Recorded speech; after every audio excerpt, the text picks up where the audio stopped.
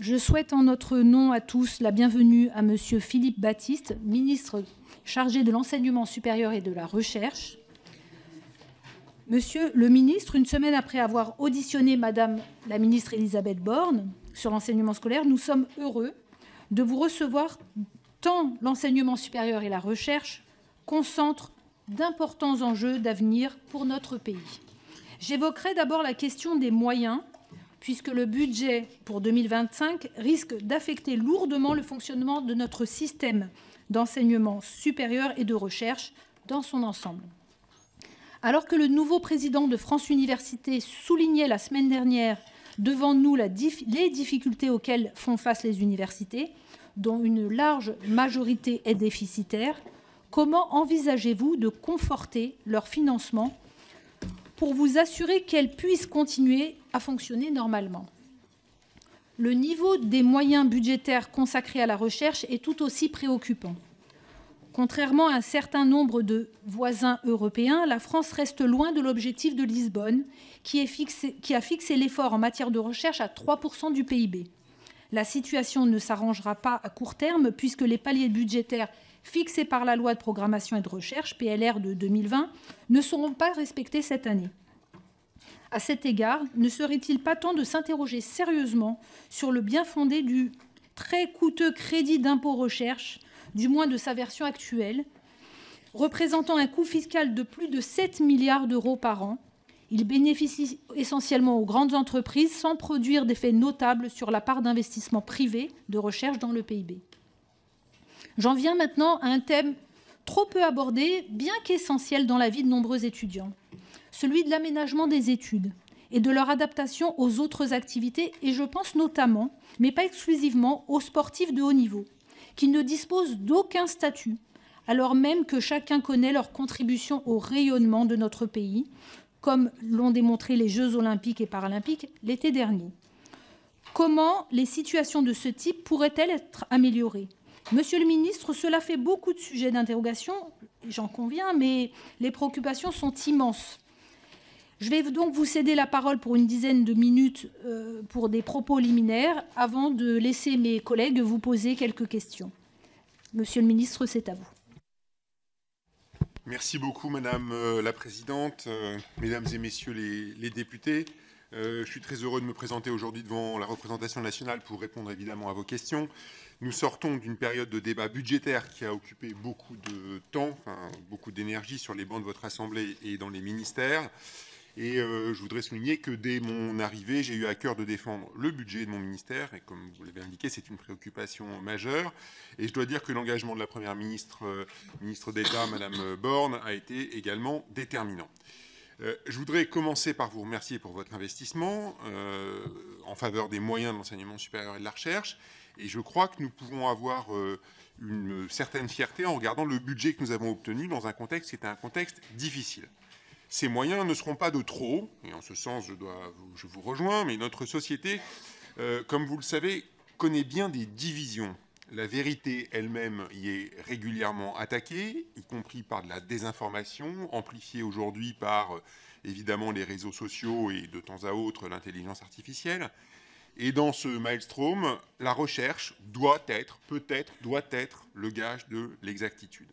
L'enseignement supérieur doit être le lieu qui prépare notre jeunesse à se saisir du monde dans toute sa complexité, dans toutes ses complexités. Je n'ignore pas que cette jeunesse fait face à des difficultés matérielles ou encore en termes de santé mentale. Et par ailleurs, l'université offre parfois une loupe grossissante, des tensions qui nous agitent collectivement. Et c'est aussi un élément de préoccupation lorsqu'au débat légitime se mêle le rejet, voire la discrimination ou la violence. Et voici quelques raisons, pour ainsi dire un peu négatives, et pardon, mais qui rendent l'enseignement et la recherche aussi essentiels aujourd'hui. Ils sont aussi et surtout précieux, car ils sont les lieux de joie, de la découverte et de la transmission. Alors, pour répondre à ces enjeux que j'ai listés brièvement dans l'introduction, voici quelques éléments de la feuille de route que je veux proposer pour mon ministère. Elle est habitée par une conviction: l'enseignement supérieur et la recherche sont les clés de notre avenir. Par la recherche, nous pouvons contribuer à garantir la souveraineté de notre pays. J'entends par ce mot de souveraineté notre capacité à nous projeter dans l'avenir, en français et en européen, malgré les incertitudes du moment en matière de technologie de pointe et d'industrie, mais aussi en matière de démocratie et de valeurs. Et c'est par là que nous assurerons notre capacité à ne pas dépendre d'autrui pour nos intérêts stratégiques. Pour l'enseignement, nous formons la jeunesse de notre pays qui aura à en assumer la responsabilité. Souveraineté et jeunesse, voici les deux axes de ma feuille de route. J'ajoute que ces deux axes ont vocation à prendre corps par un ancrage absolu dans les territoires, et nous devons d'abord nous donner les moyens de préparer notre recherche par l'anticipation. En cela, la recherche joue un rôle absolument irremplaçable. Vous le savez, nous structurons notre recherche en agences de programmes qui ont pour rôle et pour vocation d'identifier des priorités stratégiques et de piloter des recherches essentielles pour le pays et pour l'Europe. C'est primordial, en particulier dans un contexte global, où sur des sujets comme le spatial, l'intelligence artificielle, la santé, pour en citer quelques-uns uniquement, ou les composants, l'incertitude et la concurrence règnent. Mais évidemment, les sciences humaines et sociales jouent aussi un grand rôle pour nous aider à y voir clair dans les brumes de notre temps.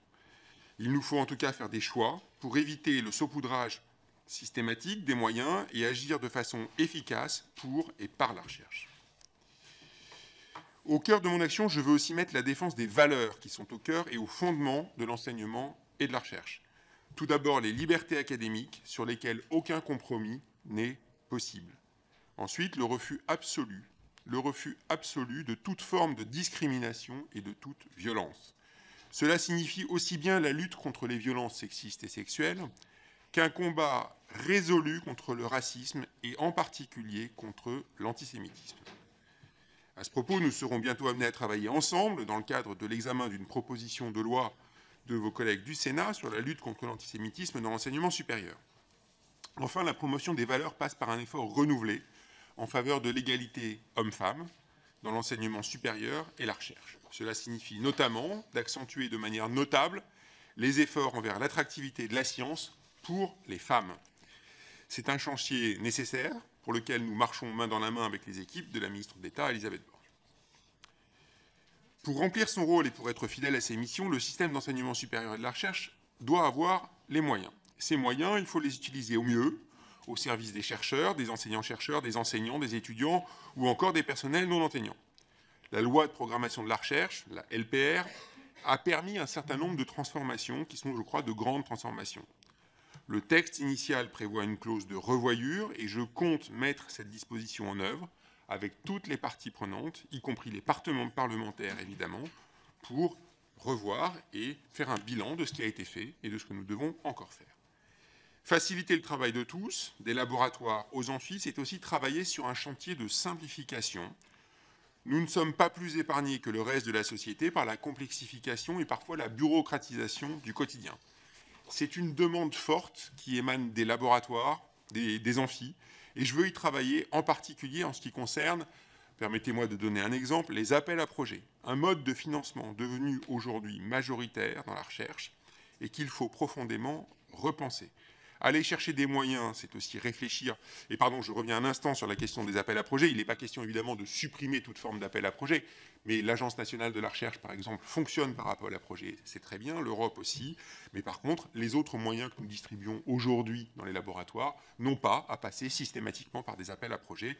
C'est bien là le sens de la réflexion que je mets sur la table aujourd'hui, et je crois que ça correspond à un agacement profond de la communauté scientifique.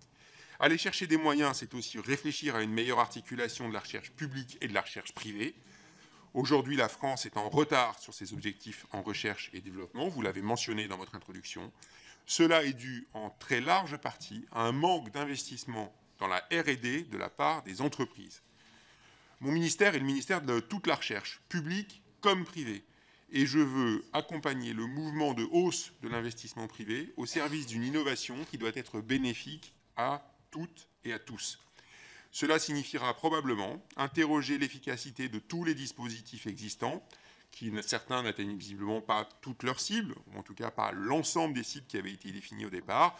Et vous avez mentionné le CIR, c'est évidemment un des sujets sur lesquels il faudra évidemment travailler.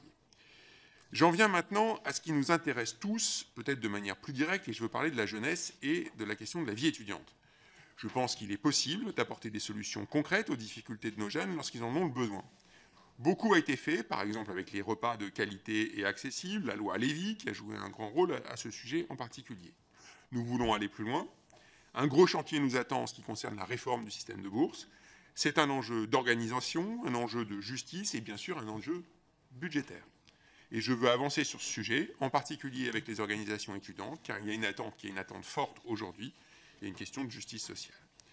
Nous sommes aussi en ordre de bataille pour tenir l'engagement du Premier ministre de 15 000 logements étudiants par an, en lien avec le ministère du Logement.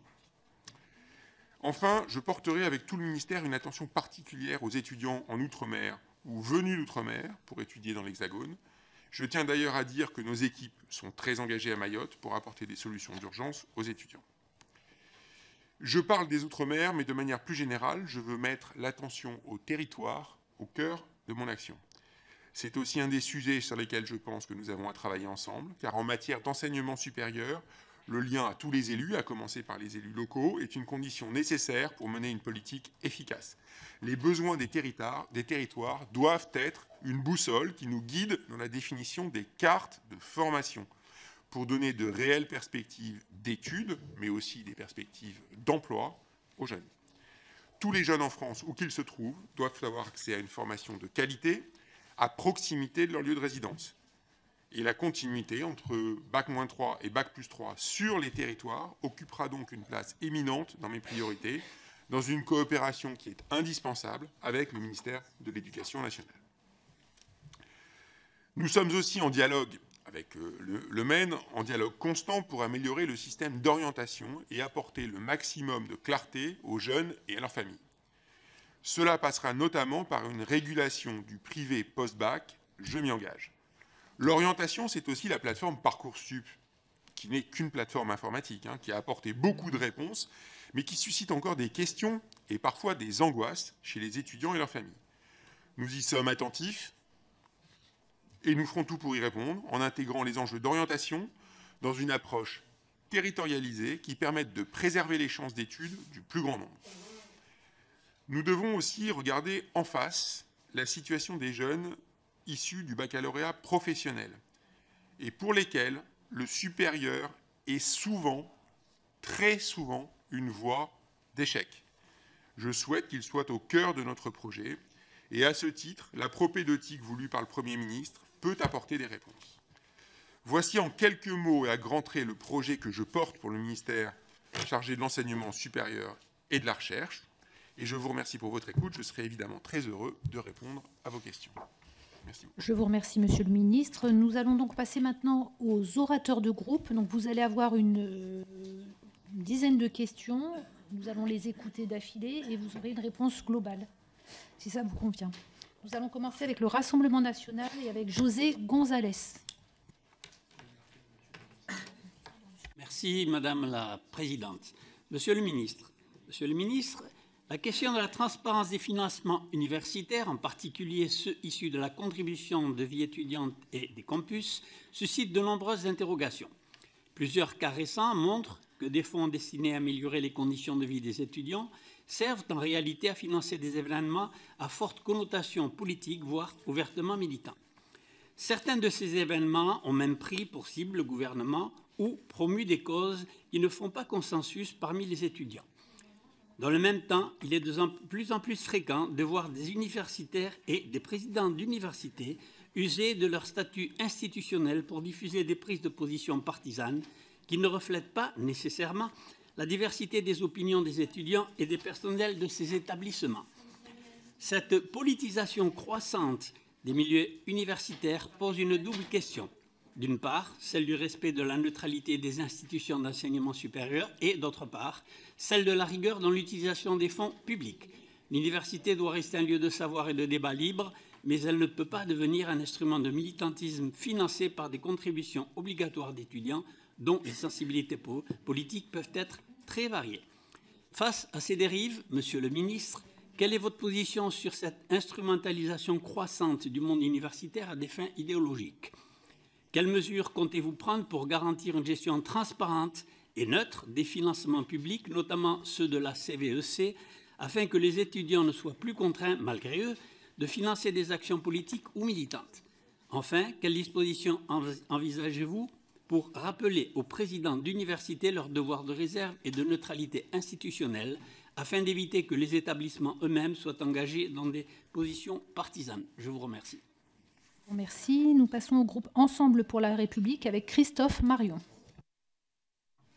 Merci Madame la Présidente. Monsieur le Ministre, au nom du groupe Ensemble pour la République, je tenais à vous féliciter pour votre nomination et à vous adresser tous nos vœux de réussite dans l'exercice de vos nouvelles fonctions. Le 31 janvier dernier, vous avez introduit vos vœux aux acteurs de l'enseignement supérieur et de la recherche en leur présentant votre priorité absolue, l'inscription de l'ESR dans les territoires. Vous avez déclaré que les formations publiques devaient accentuer leur virage en direction de l'emploi, notamment par une articulation beaucoup plus étroite avec les territoires, et que les contrats d'objectifs de moyens et de performance devaient refléter une meilleure répartition territoriale des capacités d'accueil post-bac. Vous avez pris l'exemple de la formation au métier du soin et de la santé que vous envisagez d'assurer pour les premières années par des antennes locales. En tant que député d'un département où l'offre de formation supérieure est incomplète et la désertification médicale avancée, je ne peux qu'être en faveur d'un enseignement supérieur de proximité pour démocratiser son accès et dynamiser ses lieux d'implantation. Néanmoins, j'ai du mal à imaginer ce mouvement aujourd'hui en l'état de nos finances publiques et de nos effectifs. Pourriez-vous donc nous préciser, Monsieur le Ministre, ce que vous envisagez concrètement en la matière? Comment comptez-vous garantir l'utilité et la qualité de ces formations déconcentrées? Cette question implique nécessairement de parler des moyens financiers. C'est pourquoi elle rejoint ma seconde interrogation qui porte sur le système de répartition des moyens à la performance et à l'activité, dit système SYMPA. Mis en place dans les universités françaises en 2009, ce nouveau modèle avait pour but de répartir les crédits de fonctionnement et les emplois entre les établissements selon des critères d'activité et de performance pour offrir une allocation des ressources plus objectives et incitatives pour les établissements d'enseignement supérieur. Si le ministère s'est assez vite affranchi du modèle SYMPA pour plusieurs raisons, notamment sa complexité, son instabilité, force est de constater qu'il a entériné des inégalités de moyens, c'est la Cour des comptes qui le dit, entre des universités sous-dotées, c'est le cas de l'université de Tours par exemple, et des universités mieux dotées, pour ne pas dire surfinancées. Comment, Monsieur le Ministre, envisagez-vous et par quels moyens d'apporter une réponse à cette injustice qui conduit des universités à fonctionner avec parfois plusieurs millions par an non attribués de subventions pour charges de service public? Je vous remercie. Je vous remercie. Nous passons au groupe LFI-NFP avec Marie Mesmer. Merci Madame la Présidente. Monsieur le Ministre, la semaine dernière, toute la communauté universitaire chantait « Plus de sous, on bloque tout » sous vos fenêtres. Il criait à l'urgence budgétaire. Vous prétendez avoir investi 200 millions d'euros pour enfouer les universités. Étudiants. Loi de finances 2024, 31,83 milliards d'euros pour la recherche et l'enseignement supérieur. PLF 2025, 30,90 milliards. Petit calcul largement à votre niveau, moins 930 millions d'euros, corrigés à l'inflation, moins 1,5 milliard. Autrement dit, d'un trait de plume, vous rayez l'équivalent de 7 universités moyennes comme Rennes 2, ou bien de 147 000 bourses à échelon maximal, ou encore le licenciement de 11 200 maîtres de conférences. Il faut dire les termes, un plan social de masse se prépare dans les universités et les laboratoires français. Alors les directions s'affolent, la jeunesse s'organise. À Rennes, Strasbourg, Brest, Tours, Paris, Toulouse, Bordeaux, Nantes, Caen, les étudiants se réunissent en assemblée générale, rejoints par les personnels.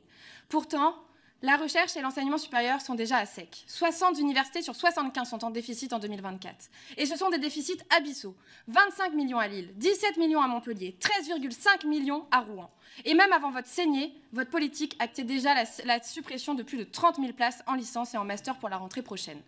Alors vous leur dites aux universités, trouvez des fonds propres, mais elles ont déjà tout raclé. En 2 ans, 1,3 milliard de fonds de roulement ont été ponctionnés. À ce rythme, elles seront en cessation de paiement dans 2 ans. Pas en déficit, en cessation de paiement.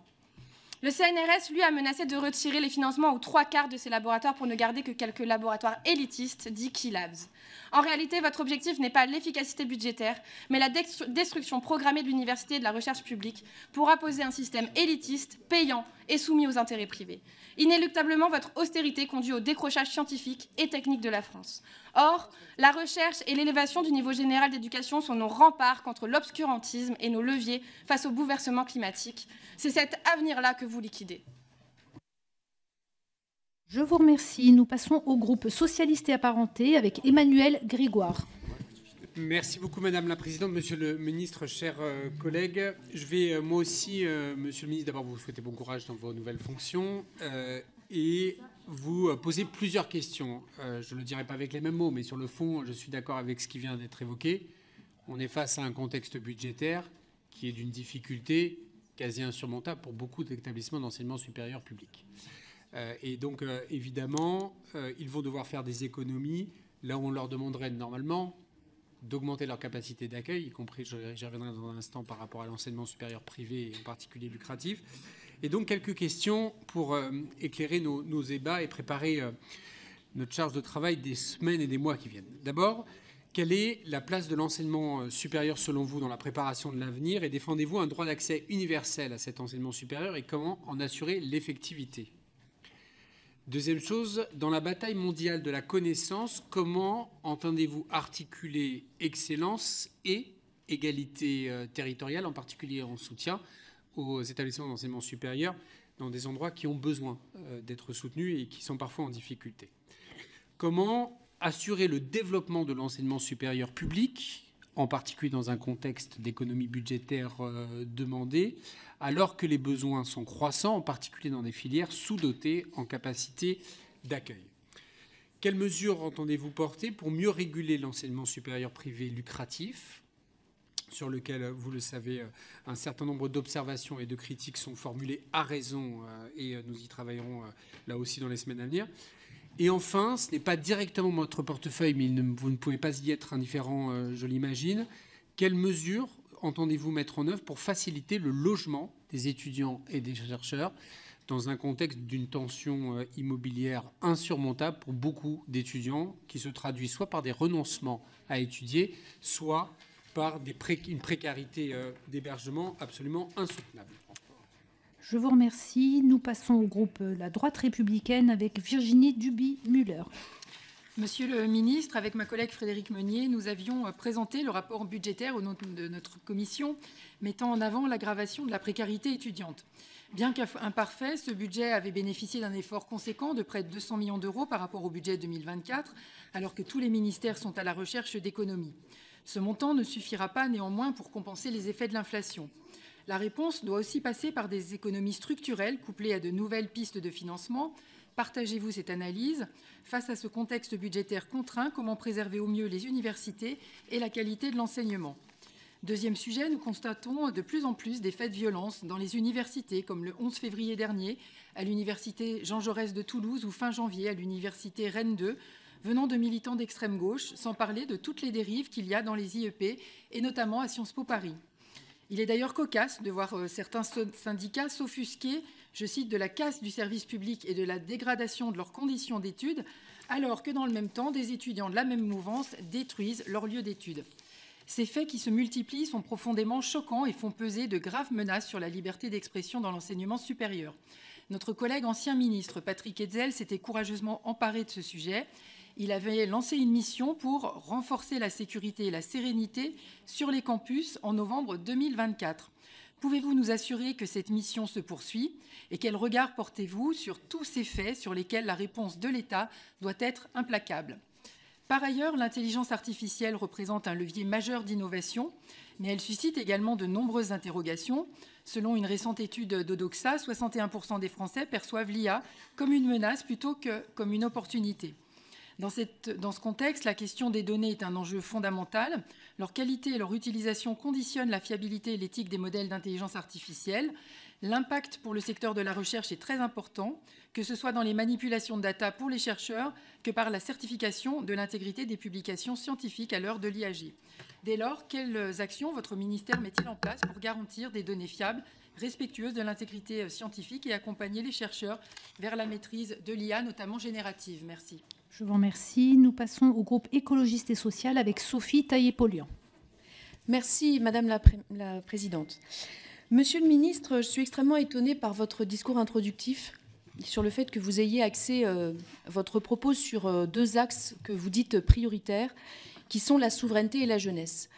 D'abord, la question de la souveraineté, cela m'interroge au regard des baisses extrêmement conséquentes sur le budget de la recherche et sur des domaines qui sont extrêmement importants, et notamment sur la question de la transition écologique et la recherche verte en général.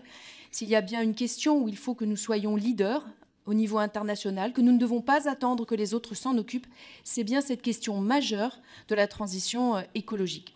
Deuxième point, vous avez axé votre propos sur une priorité qui serait celle de la jeunesse. Comment ne pas être, je dirais, pantoise devant cette prise de parole de votre part quand on regarde les chiffres qui sont ceux du budget 2025, avec 82 millions d'euros sur la vie étudiante, mais comme il y a une augmentation par ailleurs, 120 millions d'euros de baisse sur les bourses, par un dispositif qui est celui de la non-indexation du barème des bourses, qui, lorsqu'il a été mis en œuvre il y a quelques années, en 2021-2022, si ma mémoire est bonne, avait occasionné le fait que des dizaines de milliers d'étudiants étaient sortis du système des bourses ou avaient vu leurs bourses baisser, alors même que l'inflation, elle, était galopante. Alors même que le nombre d'étudiants ayant moins de 50 € de reste à vivre par mois est passé de 24 à 27% en 2024. Alors même que 20% des étudiants ont recours à l'aide alimentaire. Alors même que l'échelon maximum de bourse est égal à 56% du seuil de pauvreté seulement. Là, véritablement, il y a quelque chose qui relève d'un paradoxe absolu et même d'un cynisme, je dirais. Enfin, en tout cas, moi, je suis totalement pantoise par ce discours et par la réalité des chiffres sur la situation faite aux étudiants en grande précarité. Je vous remercie. Nous passons au groupe Les Démocrates avec Erwan Balanant.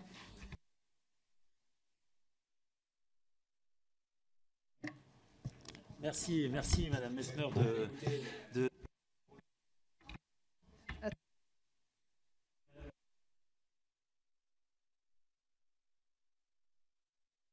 Voilà, merci. Madame la Présidente, Monsieur le Ministre, mes chers collègues, à l'occasion de l'audition de la ministre de l'Éducation la semaine dernière, j'ai fait état d'une situation qu'il me semble urgent de dénouer. Les parcours scolaires et l'orientation des élèves en France sont encore trop souvent déterminés par leur origine sociale plus que par leur choix ou leurs compétences. 70% des enfants ouvriers ont un bac pro et 75% des enfants de cadre ont un bac général. Les étudiants ne choisissent pas toujours les études qui leur correspondent le mieux, ce qui se traduit en pratique par un taux d'échec parfois élevé et décourageant en premier lieu pour nos étudiants. Selon le classement 2023 de la réussite en licence du magazine L'Étudiant, le taux de réussite en licence est de 46,7% contre 80 et 90% en BTS et en IUT.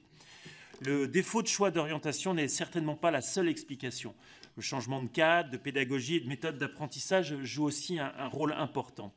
Mais in fine, tout ceci est lié. Certains étudiants ont besoin de souplesse et sauront s'adapter à ce nouvel environnement qu'offre l'université, tandis que d'autres ont besoin de garder un environnement plus encadrant qu'offre par exemple le BTS. La première année post-bac doit donc permettre à nos étudiants d'affiner leurs souhaits de formation. Ne devrions-nous pas encourager et favoriser le passage d'une formation à une autre ? Monsieur le ministre, de quelle manière promouvoir l'ensemble des formations post-bac, que ce soit après un bac général ou un bac pro? Comment permettre à nos étudiants de changer de formation à l'issue de leur première année post-bac? Et enfin, comment comptez-vous réguler et encadrer l'enseignement supérieur à but lucratif qui profite trop souvent de la candeur de nos étudiants pour leur proposer des formations non diplômantes à des prix excessifs, comme l'avait pointé notre collègue Estelle Follest durant la mandature précédente et qui a été reprise par notre collègue Emmanuel Grégoire. Je vous remercie. Nous passons au groupe Horizon et Indépendants avec Jérémy Patriélétus. Merci Madame la Présidente. Monsieur le Ministre, bienvenue dans cette commission. Je veux dire quand même que je regrette parfois la brutalité des propos. Enfin, c'est sans doute le charme de notre commission qui empêche parfois de voir la réalité dans toute sa complexité. Vous dire aussi, je le dis publiquement parce que notre audition est filmée, vous remercier d'avoir accepté cette nomination. Vous présidiez le Centre national d'études spatiales, vous êtes un chercheur renommé, on ne se connaît pas, donc je le dis avec toute l'objectivité voilà, qui convient. Vous avez accepté aussi dans un moment d'instabilité politique de quitter un établissement public important de notre pays, le Centre d'études spatiales, pour prendre aussi vos fonctions de ministre, et je voulais vous en remercier. Je veux dire à mes collègues de la France Insoumise, quand on parle de saignée, et sans esprit de polémique, le budget du ministère de l'Enseignement supérieur en 2017, quand la gauche terminait son mandat, était de 22,5 milliards, c'est les chiffres officiels. Aujourd'hui, il est de 26,8 milliards. Il y a une augmentation de 4 milliards. Est-ce que c'est suffisant ? Sans doute pas. Est-ce que c'est suffisant pour lutter contre la précarité étudiante? Sans doute pas. Est-ce que c'est suffisant pour garantir la souveraineté de la France en matière de recherche? Sans doute pas. Mais quand on passe dans notre pays de 22,5 milliards d'euros à 26,8 milliards en 7 ans, c'est un effort considérable. Et donc gardons quand même les excès et les effets de manche. J'ai parlé de saignée et de liquidation d'un budget. C'est à mon avis un peu contre-productif. J'ai plusieurs questions rapides puisqu'elles rejoignent celles de ma collègue Duby-Muller.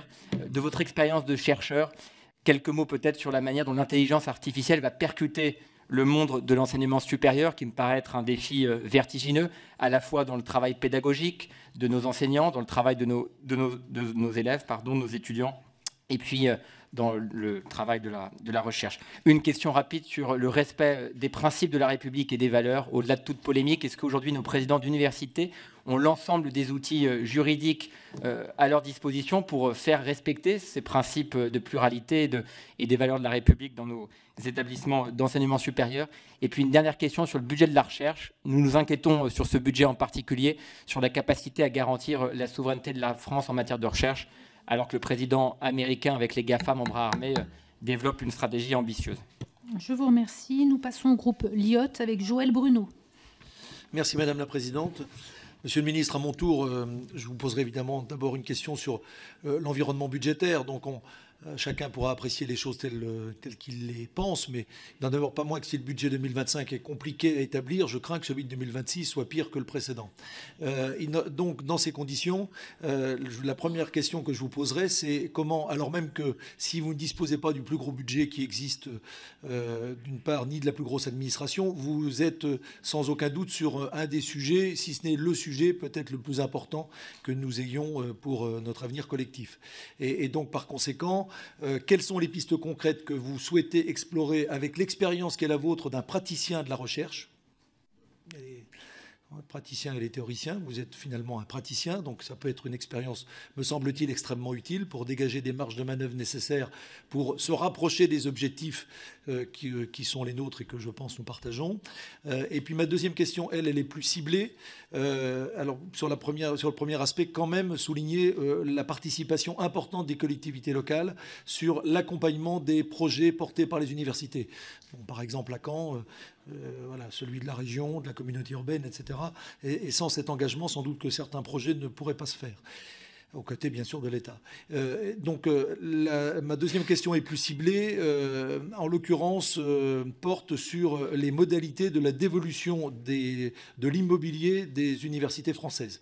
Il y a eu deux phases. La première phase était accompagnée d'une soulte, en quelque sorte accordée par l'État aux universités volontaires. La deuxième phase s'est faite sans cette soulte. Ce qui interroge en quelque sorte sur l'égalité, non pas des citoyens en l'occurrence, mais des universités devant, si ce n'est la loi, en tout cas les modalités d'accompagnement budgétaire de l'État, et ce qui s'accompagne de surcroît d'une deuxième peine en quelque sorte, qui est la non-possibilité de récupération de la TVA, si mes informations sont bonnes. Voilà mes deux questions. Merci, Monsieur le Ministre. Je vous remercie. Nous passons au groupe GDR avec Soumia Bouroua. Merci Madame la Présidente, Monsieur le Ministre. Il y a 1 an et demi, c'était en 2023, sous l'impulsion de l'ancienne ministre de l'Enseignement supérieur et de la Recherche, Sylvie Retailleau, une première étape de la réforme des bourses sur critères sociaux a été engagée. Cette réforme, inspirée des travaux de Jean-Michel Jolion, a permis d'actualiser un barème qui était resté inchangé depuis 2013 et de prendre en compte l'inflation grâce à une revalorisation forfaitaire de 37 € par mois, quel que soit l'échelon. Voici ma première question. Monsieur le ministre, quel bilan vous faites de ce résultat de cette réforme? Je conduis actuellement, avec mon collègue Jean Lossuc, une mission d'évaluation et de contrôle sur les aides sur critères sociaux. Et les différentes auditions que nous avons pu mener dessinent un constat sans appel, un système de bourse sur critères sociaux qui est à bout de souffle.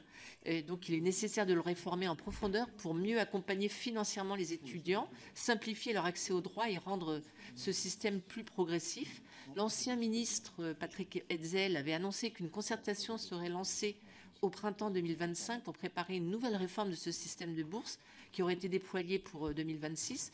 Est-ce que vous avez prévu de relancer ce processus de concertation? C'était ma deuxième question. Et le cas échéant, quelles seraient vos principales préconisations en matière de réforme de ce système de bourse? Et enfin, une enquête a été publiée ce mois-ci, d'ailleurs, c'était dans les journaux ce matin, par l'association Linky, qui distribue des paniers alimentaires aux étudiants dans les besoins. Et cette étude montre que 97% vivent sous le seuil de pauvreté, que 8 étudiants sur 10 disposent de moins de 100 € par mois pour se nourrir et se soigner, et qu'un étudiant sur 10 a dormi dans la rue ou dans son véhicule lors des 12 derniers mois. C'est pourquoi je souhaite savoir comment votre ministère va se saisir du phénomène de la précarité étudiante. Je vous remercie. Je vous remercie. Nous avons terminé avec les questions des orateurs de groupe. Monsieur le ministre, vous avez une quinzaine de minutes pour répondre. Vous aurez ensuite des questions d'1 minute pour compléter. Très bien. Peut-être simplement pour commencer sur la question du budget, donc, qui a été abordée par de nombreux députés. Et donc, je vais peut-être commencer directement, aussi bien par Madame Messmer que par Monsieur Grégoire ou par Monsieur Bruno. Donc, le premier point, c'est d'abord une distinction entre le périmètre de la MIRES, qui est une mission qui englobe un ensemble de programmes dont 3 d'entre eux dépendent du ministère et concernent directement les centres de recherche que vous connaissez et que vous suivez, c'est-à-dire le CNRS, l'INSERM, l'INRA, l'INRIA, etc., d'une part, les universités d'autre part, et puis les mesures pour la vie étudiante d'autre part. Ça, c'est un petit morceau de la MIRES. Et le reste de la mission MIRES, il y a aussi des programmes qui dépendent d'autres ministères, qui sont des programmes divers et variés, qui vont du démantèlement d'un certain nombre d'installations nucléaires ou des choses comme ça, et qui ont subi effectivement un certain nombre de décalages. Et donc, quand on dit qu'il y a une baisse des crédits de l'ordre du milliard sur la MIRES, ce n'est pas sur les programmes universitaires, ce n'est pas sur les programmes de recherche, et ce n'est pas sur les programmes de la vie étudiante. Donc, je tiens quand même à le rappeler. Donc cette présentation qui consiste à dire qu'il y a 1 milliard de baisse sur les universités ou sur la recherche est simplement, permettez-moi de le dire, erronée. La progression, elle est de 300 millions d'euros sur le budget des universités en 2025. Donc c'est une augmentation de 300 millions d'euros du budget des universités en 2025. Je vous ramène à la lecture du programme 150, donc par rapport à 2024.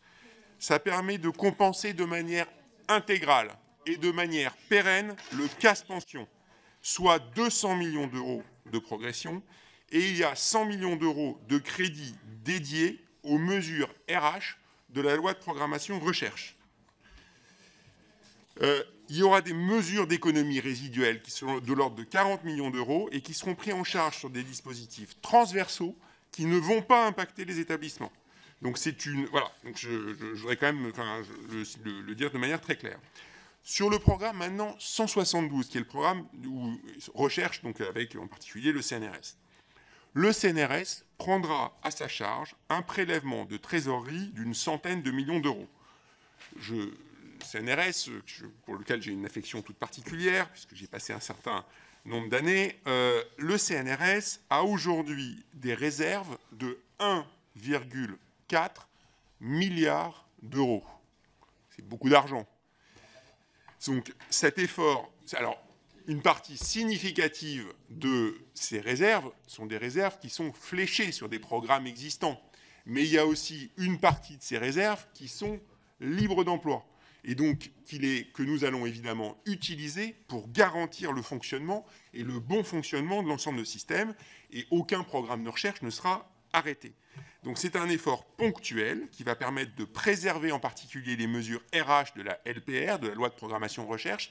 Je vous rappelle que la loi de programmation recherche, elle a permis d'augmenter quand même significativement, très significativement, le régime indemnitaire des chercheurs, des enseignants-chercheurs, des ingénieurs et des techniciens. Donc voilà, le budget de la vie étudiante, lui, reste à peu près stable. Et au total, le budget du MESR est en progression par rapport à 2024, de très exactement 137 millions d'euros. Voilà.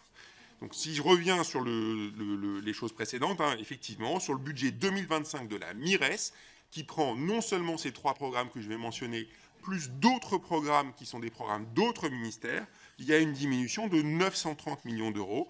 Ça concerne essentiellement des programmes budgétaires d'autres ministères et qui ne concernent pas la recherche universitaire ou de la recherche de base, comme nous en discutons ici aujourd'hui. Voilà, ça c'est ce que je voulais dire de manière générale sur le budget. Peut-être un petit peu plus spécifiquement sur la CVEC et en particulier la question qui avait été posée par monsieur le député Gonzalez sur le financement de la CVEC. Donc la CVEC, c'est une cotisation pour la vie étudiante qui est gérée par les établissements et par les étudiants, et les étudiants participent activement à la répartition des fonds. C'est un moyen d'alimenter la vie étudiante et la vie universitaire. Évidemment, l'utilisation de ces fonds, elle doit être conforme au respect des valeurs républicaines par les associations étudiantes comme par les universités, évidemment. Alors, moi, je n'ai pas de connaissance directe et immédiate d'instrumentalisation de la CVEC, mais évidemment, si vous avez des éléments concrets, je suis tout à fait prêt à les examiner. Mais je voudrais quand même rappeler le fait que l'université, c'est quand même le lieu de savoir et de pluralité pour les idées, pour la culture. C'est un endroit où on vient avec ses convictions religieuses, ses convictions politiques, et c'est un lieu où on doit être capable justement d'en discuter dans un cadre qui est un cadre ouvert et qui doit être un cadre évidemment pluriel. Donc l'appréciation sur la tenue de telle ou telle conférence au regard des risques d'atteinte à l'ordre public, puisque ça a été aussi mentionné, c'est quelque chose qui relève aussi des présidents d'université. Évidemment, ils sont en lien avec les recteurs, avec les préfets, pour prévenir les troubles à l'ordre public, évidemment.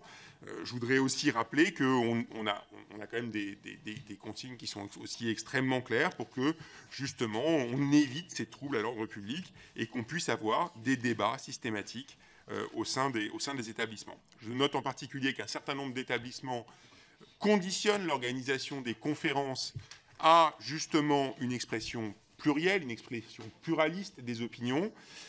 Et je trouve que c'est plutôt une bonne idée, et je crois que le sujet a été évoqué aujourd'hui avec France Université, qui pourrait se saisir de cette question autour d'une charte qui permettrait de généraliser ces principes, justement, d'expression pluraliste. Voilà, je voulais peut-être rebondir aussi sur le système d'affectation, enfin d'allocation des moyens, donc une question qui était soulevée par le député Christophe Marion, et particulièrement le système Sympa. Donc, comme vous l'avez parfaitement identifié dans votre exposé, le système Sympa est un système qui avait été développé il y a une quinzaine d'années à peu près, je pense, et qui avait comme objectif d'essayer de donner une forme d'algorithme de répartition des fonds. Alors, juste pour revenir sur le fond du sujet, il n'y a pas 2 universités qui sont semblables. Je veux dire, elles ont des formations, des cartes de formation qui sont très différentes. Il y a des formations qui coûtent beaucoup plus cher que d'autres. Il y a de la recherche qui coûte éventuellement beaucoup plus cher, beaucoup plus cher que d'autres. Donc c'est pas quelque chose de complètement simple et de complètement évident à mettre en place.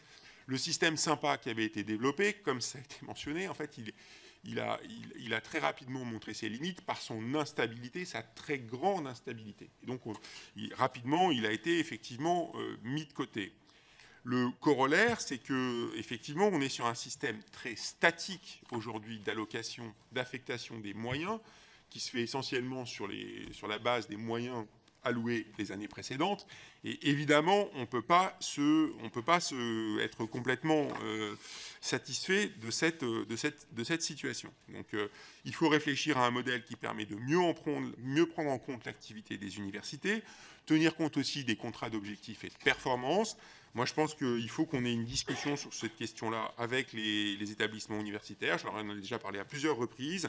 Il y a un rapport de l'IGF et de l'IGESR sur le modèle économique des universités qui va permettre d'apporter aussi une vision, on va dire, extérieure, ou en tout cas va poser les bases du débat. Je pense qu'il y a un vrai travail à mener. Je voudrais aussi dire que, quand même, pour revenir 30 secondes sur la question aussi de la gestion des universités aujourd'hui, on a parlé du fonds de roulement du CNRS. Je voudrais aussi mentionner le fait que nous avons aussi une somme cumulée de fonds de roulement au sein des universités qui est de plus de 5 milliards d'euros. C'est-à-dire qu'il y a aujourd'hui la somme des trésoreries des universités dépasse 5 milliards d'euros. Oui, mais ça me semble pourtant être un chiffre important. C'est-à-dire que on n'est pas. C'est une addition de toutes les universités. Ah oui, heureusement. Il y en a qui n'ont rien. Il y en a qui n'ont rien, voilà. Absolument. Non, mais c'est absolument vrai. Il y en a qui n'ont rien et il y en a qui ont beaucoup. Et dans ces 5 milliards, de la même manière que pour le CNRS, pour être très très clair, il y a une partie très significative de ces 5 milliards qui correspondent à des programmes de recherche qui sont engagés. Mais ce que je veux dire, c'est que quand j'entends dire que demain matin, tout va s'effondrer, je veux dire, c'est juste, pardon, excusez-moi, c'est juste pas vrai. Il y a une trésorerie de 5 milliards d'euros. Il y avait 3,4 milliards d'euros en 2018. La trésorerie a augmenté de 2 milliards. Ce sont près de 150 jours de fonctionnement. Donc, voilà. Donc, la purge, enfin, c'est pas le mot purge que vous aviez utilisé, mais le mot saignée. La saignée, enfin, il me semble qu'on n'en est pas tout à fait là. 2025, les universités vont encore connaître une progression de leur budget de 300 millions d'euros. Je voudrais rappeler que la loi de programmation recherche a amené 2,2 milliards d'euros de financement supplémentaire aux universités. Ce n'est pas complètement rien. Et je ne compte pas non plus les financements de France 2030 qui sont allés dans les différents programmes de recherche. Merci. Peut-être maintenant sur une question de Madame Duby-Muller, de Madame la députée Virginie Duby-Muller sur le logement et aussi sur les questions liées au blocage et aux violences.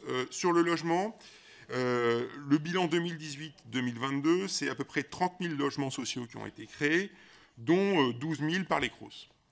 Est-ce qu'on peut se satisfaire de ça? La réponse est non. Je pense qu'il faut aller beaucoup plus loin. C'est évident.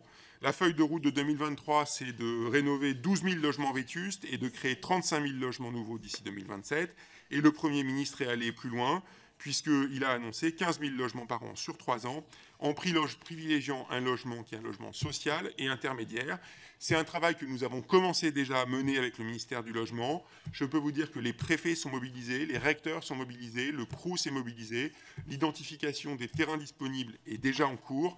Et donc, ça fera partie des priorités du gouvernement. Il y a un problème autour du manque de foncier, ça c'est très clair, mais il faut absolument qu'on arrive à progresser là-dessus. Je voudrais peut-être simplement dire aussi parler un instant aussi de la question des blocages, puisque ça a été mentionné, et en particulier rappeler que l'ordre public, c'est une responsabilité des présidents d'université qui doivent garantir à la fois l'ordre public, mais la continuité du service public, d'assurer la sécurité des personnes et des biens, et puis d'organiser le dialogue avec les étudiants. Le président d'université, il a des pouvoirs de police, évidemment, il peut recourir aux forces de l'ordre. On a demandé en particulier, conjointement avec le ministre de l'Intérieur, d'avoir une organisation qui soit plus efficace, une coopération plus étroite entre le préfet, le recteur, les forces de l'ordre et le président d'université pour, quand il y a des blocages ou quand il y a des difficultés, être plus réactif et plus efficace que précédemment. Sur les cas spécifiquement autour de l'antisémitisme en particulier, mais pas seulement, antisémitisme et racisme, des actes qui peuvent en tout cas s'en rapprocher, il y a un travail conjoint qui a été mené au cours des dernières semaines avec le garde des Sceaux, et donc dans la dernière circulaire pénale, les articles 40 qui concernent ces faits ont été très clairement identifiés comme des choses qui étaient prioritaires pour les procureurs. Et donc, je souhaite et j'ai demandé que, très spécifiquement, quand un président d'université ou qu'un recteur effectivement fait un article 40 sur ces questions-là, il y ait un suivi, il y ait une instruction et il y ait un retour. Au-delà de ça, il y a des commissions disciplinaires qui sont en train de se mettre en place sur ces questions, enfin qui vont être discutées, demain au Sénat, puis après donc vous serez saisis sur donc une proposition de loi qui nous permettront de mettre en place des commissions disciplinaires plus efficaces qu'elles ne le sont aujourd'hui pour régler le problème de l'antisémitisme, enfin en tout cas lutter contre le problème de l'antisémitisme qui concerne toute la société, mais en particulier aussi l'université. Donc je voudrais simplement dire que c'est un point qui est extrêmement important et sur lequel on est très vigilant. Un point peut-être sur la question de la précarité, sur le point de la précarité. Donc un point en particulier que vous avez souligné, Madame la sénatrice, sur lequel je voulais, Madame la députée, pardon, excusez-moi, et sur lequel je voulais revenir. Je me permets. Bon. Je ne me permettrai pas de répondre à cette question. Donc, je pense que il peut être difficile de mesurer la précarité étudiante avec nos outils statistiques classiques, mais par contre, effectivement, est-ce que la question de la précarité étudiante existe? Oui, évidemment. On considère qu'environ un étudiant sur 4 peut être considéré comme un étudiant qui est en situation de précarité. Ça concerne beaucoup les étudiants qui sont des étudiants décohabitants. C'est une question qui est fondamentale. Et on sait très bien qu'en particulier, le système de bourse tel qu'il est aujourd'hui prend très très mal en compte cette question de la décohabitation. Et donc c'est un enjeu, la réforme derrière est un enjeu qui est un enjeu majeur. Il y a aussi derrière, au-delà des bourses sur critères sociaux qui représentent quand même 95%, enfin les bourses sur critères sociaux qui sont quand même une partie très significative du programme vie étudiante qu'on met en place aujourd'hui. Il y a aussi des aides monétaires qui sont directement associées pour aider les étudiants qui sont les étudiants les plus précaires. Je voudrais revenir un instant sur la question de la restauration universitaire. Ce sont 43 millions de repas qui ont été servis l'an dernier, c'est-à-dire 10 millions de repas de plus que l'année précédente. Des repas à 1 € qui sont très largement ouverts, peut-être encore plus dans pas longtemps, mais en tout cas très largement ouverts aujourd'hui, avec plus de 50% des repas qui sont des repas servis aujourd'hui, qui sont des repas à 1 €. Et puis c'est la loi Lévy avec des conventionnements et une aide financière dédiée qui sont aujourd'hui sur la table. Je ne suis pas certain qu'il y ait beaucoup d'autres pays dans le monde qui aient une telle couverture et un tel effort qui soit fait aujourd'hui pour les étudiants les plus précaires, ce qui ne veut pas dire qu'il ne faut pas aller plus loin, mais je voulais souligner ce point. Sur la transition écologique, vous savez qu'on a tout un ensemble de programmes aujourd'hui qui sont consacrés à la transition écologique. Une des agences de programme est aussi particulièrement dédiée à ces questions aujourd'hui. C'est un rôle majeur, évidemment, la recherche a un rôle absolument majeur à jouer dans ces questions-là. Plusieurs organismes aujourd'hui consacrent une partie très significative de leur crédit à ces questions. Je pense évidemment au CNRS, mais je pense aussi à l'INRA, je pense à l'IRD, je pense aussi à un certain nombre de programmes de l'INSERM. Et donc c'est un effort majeur, c'est une question à laquelle aujourd'hui la communauté universitaire, la communauté recherche est extraordinairement sensible et extraordinairement impliquée. Et bien entendu, je veux dire, les financements qui sont aujourd'hui sur la table seront naturellement conservés sur ces questions. Il n'est pas du tout question de les modifier comme j'ai pu l'entendre. Peut-être un point aussi pour répondre à votre intervention, monsieur le député Patrier, sur l'intelligence artificielle. Je voudrais revenir sur ce sujet qui est effectivement un sujet majeur.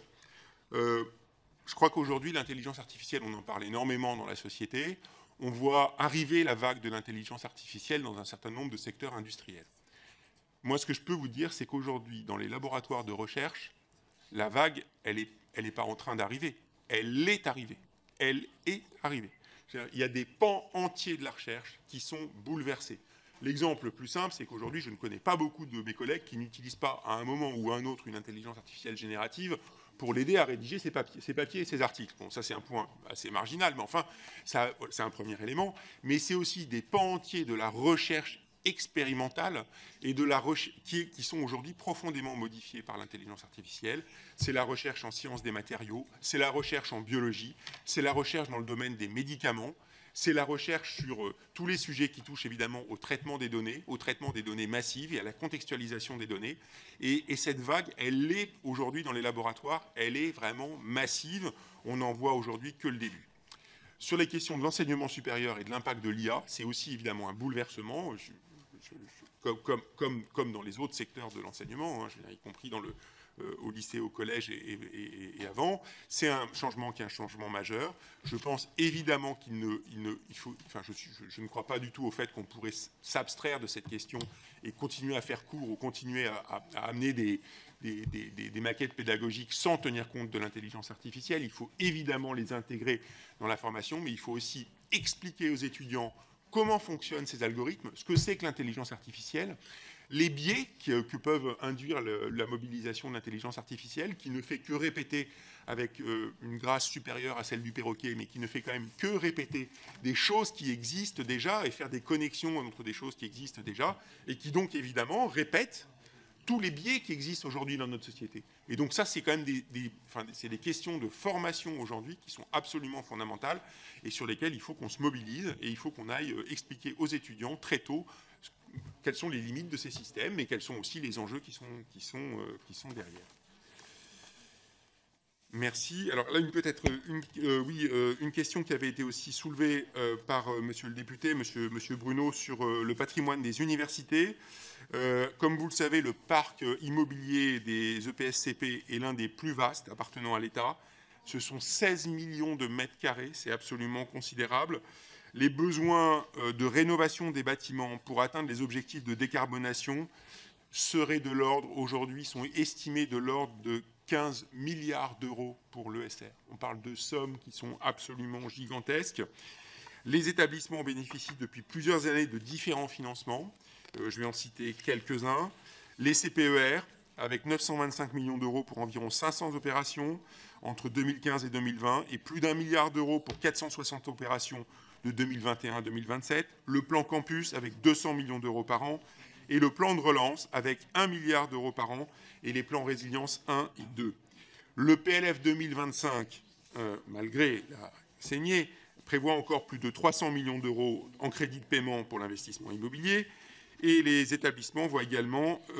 alors, on offre aussi, et c'est une possibilité pour les établissements, de se saisir d'un certain nombre de leviers en valorisant leur patrimoine immobilier. C'est une nouveauté, c'est une possibilité. C'est aussi un challenge pour ces établissements parce que ça veut dire qu'il faut se donner les moyens de le valoriser. Ça ne se décrète pas, hein, donc c'est un gros travail, mais il y a un certain nombre d'établissements qui effectivement se lancent sur ces questions-là et c'est fondamental. Donc vous avez mentionné le fait que effectivement un certain nombre, les premières universités qui ont récupéré la gestion de leur patrimoine ont été beaucoup plus favorisées que d'autres. C'est la réalité, monsieur le député. J'aurais mauvaise grâce à le nier. Mais cette question-là touche aussi, en fait, indirectement à la question du modèle que nous avons aujourd'hui et le modèle d'allocation des ressources du ministère aux différents établissements qui, dans un modèle statique, effectivement, ne permet pas de corriger ces différents biais. Donc je pense qu'il faut intégrer cette question à une réflexion plus globale qui est sur la question de la manière dont on attribue les ressources de l'État au bon fonctionnement des différents établissements d'enseignement supérieur. Donc, peut-être un point aussi sur un point important de monsieur le député Balanant sur l'orientation et sur l'égalité des chances et la formation dans les territoires.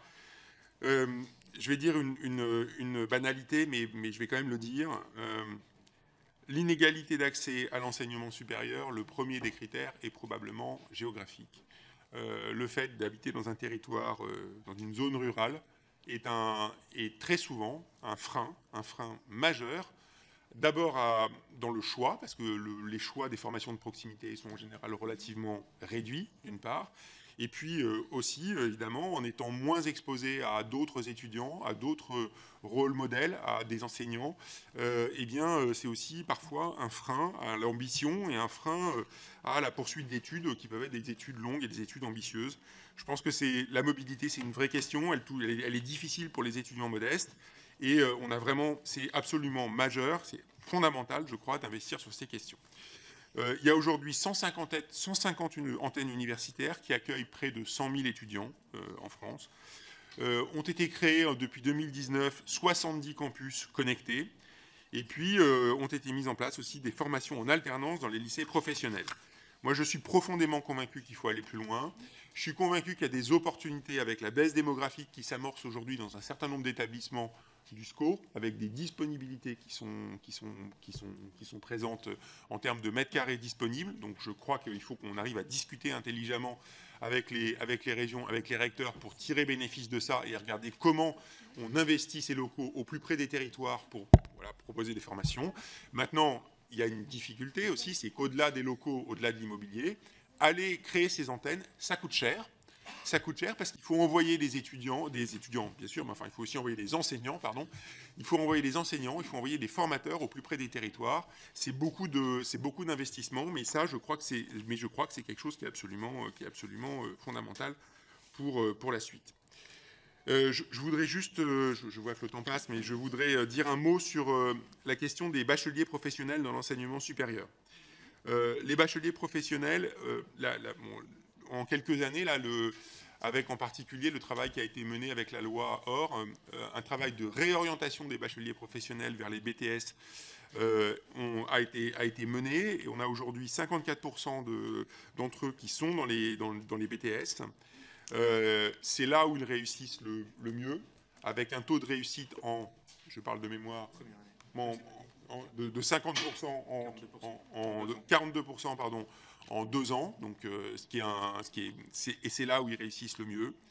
7% d'entre eux sont en licence. Vous me direz que le chiffre est faible, mais ce chiffre est catastrophique, parce que les 7% de bacheliers professionnels qui sont en licence ont des taux de réussite qui sont en deçà de 5%. Et donc, on a un vrai sujet sur ces questions-là. Et je pense, comme je le disais dans le discours liminaire, qu'en particulier, les formations propédeutiques, il y a déjà des formations propédeutiques qui existent avec des dispositifs qui ne s'appellent pas comme ça, mais ce sont les WICI, ce sont Pareo, tout un ensemble de dispositifs. Je pense qu'il faut absolument donner aux bacheliers professionnels qui veulent absolument eux-mêmes poursuivre un rêve de faire une licence ou une volonté très forte d'aller à l'université. Il faut leur donner les moyens de réussir et il faut leur donner accès à ces dispositifs propédeutiques. C'est un énorme sujet. Donc, voilà. Et pardon, excusez-moi, j'ai probablement été beaucoup trop long. Merci, Monsieur le Ministre. Juste 26 minutes. Vous avez explosé tous les compteurs, là, aujourd'hui. Les questions étaient très nombreuses pour ma décharge. Voilà. Je vous remercie pour vos réponses. Nous allons passer maintenant aux questions de 1 minute. Et je vous demanderai d'être beaucoup plus synthétique, par contre, s'il vous plaît. Nous commençons avec Anne Sicard.